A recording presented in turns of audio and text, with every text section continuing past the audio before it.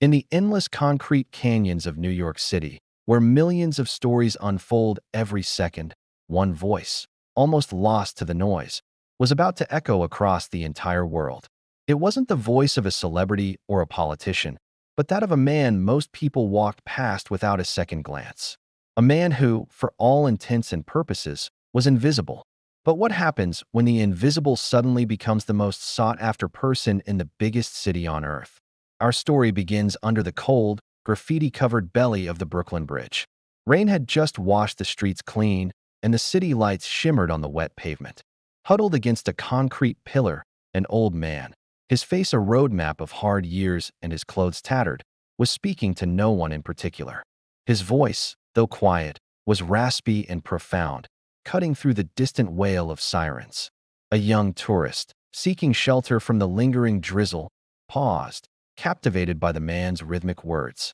Taking out his phone, he started recording, capturing a moment of unexpected beauty. The old man looked up at the dripping arch above him and recited a line that would soon be heard by millions. Dreams don't sleep, people do. The tourist, moved by the simple yet powerful phrase, posted the short clip to YouTube before continuing his journey, thinking little of it. But the internet, in its mysterious ways, had other plans.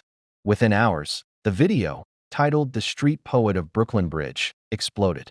1,000 views became 100,000, and by the next morning, it had soared past an astonishing 10 million. The phrase "dreams don't sleep, people do" became a viral sensation. It was everywhere, on Twitter, in Instagram captions, on motivational posters. It resonated with a world full of dreamers who felt they had been sleeping on their own ambitions. Everyone was asking the same question. Who was this man? Suddenly, the hunt was on. Major news networks dispatched their crews, all desperate for an exclusive interview with the anonymous poet. Reporters swarmed the area under the Brooklyn Bridge, showing his pixelated image to anyone who would listen. They scoured homeless shelters, soup kitchens, and every park in Lower Manhattan. But it was as if he had vanished into thin air. The more they searched, the more the mystery grew. Was he even real? Or was this just another digital ghost, a fleeting internet legend? The man who had captured the world's attention was nowhere to be found, and his silence only made his legend grow stronger. Weeks turned into a month. The media frenzy began to die down, and the world, as it always does, started to move on to the next big thing. The street poet was becoming a fond but fading memory. Then, one sunny afternoon in Central Park, a young boy named Leo was walking with his father. Leo noticed a familiar-looking old man sitting on a bench, not reciting poetry, but quietly holding out a worn-out cup, hoping for a few coins. The man's face was weathered, his eyes tired, but Leo recognized him instantly from the video his father had shown him.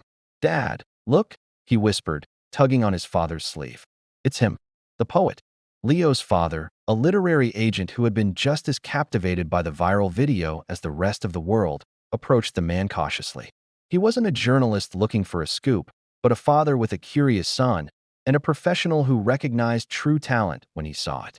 He sat down and simply asked the man about his poems. The old man, whose name was Samuel, was hesitant at first, but seeing the genuine kindness in their eyes, he began to share more of his work, reciting verses from a small, tattered notebook he kept in his pocket. Each line was as powerful as the one that had made him famous. What followed was nothing short of a miracle. Leo's father didn't just give Samuel a few dollars. He gave him a future. He helped Samuel secure the rights to his viral phrase and compiled his life's work into a book of poetry. Dreams Don't Sleep became an instant bestseller, touching the hearts of millions more. Samuel was rewarded with a royalty check so large it could change not just his life, but the lives of many others. He was no longer the invisible man under the bridge, but a celebrated author. His story became a powerful reminder that inspiration can be found in the most unexpected places, and that sometimes, all it takes is for one person to stop and listen.